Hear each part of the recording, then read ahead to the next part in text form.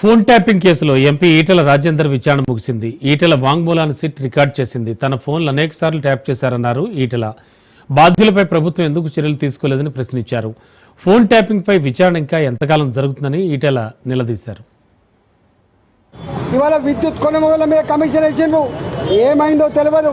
ఇవాళ ఫోన్ ట్యాక్ మీద కమిషన్ వేసిండ్రు, సంవత్సరం అవుతుంది, ఏం చేస్తారో తెలియదు. ఇవాళ కాళేశ్వరం మీద కమిటీ వేసిండ్రు, ఇంతవరకు రిపోర్ట్ రాలే.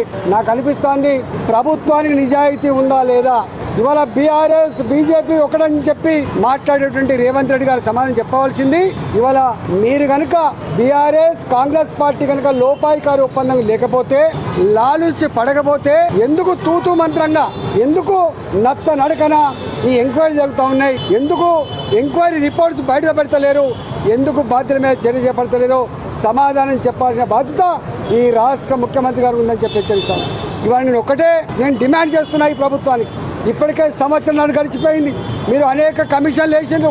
ఇవాళ విద్యుత్ కొనుగోళ్ల మీద కమిషన్ వేసిండ్రు, ఏమైందో తెలియదు. ఇవాళ ఫోన్ ట్యాక్ మీద కమిషన్ వేసిండ్రు, సంవత్సరం అవుతుంది, ఏం చేస్తారో తెలియదు. ఇవాళ కాళేశ్వరం మీద కమిటీ వేసిండ్రు, ఇంతవరకు రిపోర్ట్ రాలే. నాకు అనిపిస్తోంది ప్రభుత్వానికి నిజాయితీ ఉందా లేదా. ఇవాళ బీఆర్ఎస్ బీజేపీ ఒకటని చెప్పి మాట్లాడేటువంటి రేవంత్ రెడ్డి గారు సమాధానం చెప్పవలసింది.